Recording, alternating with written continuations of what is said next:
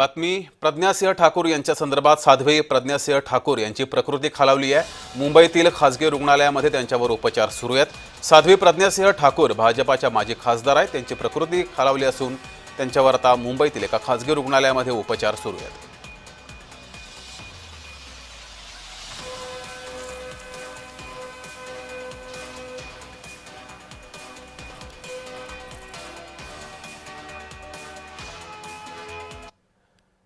मालेगाव बॉम्बस्फोट प्रकरणी न्यायासाठी 17 वर्षे लागली। महंत रामगिरी महाराज यांनी हे वक्तव्य केलंय।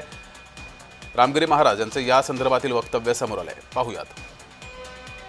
दुर्दैव आहे की न्याय मिळण्याकरता 17 वर्ष लागले, हे मोठं दुर्दैव आहे। इतके दिवस लागायला नको होते।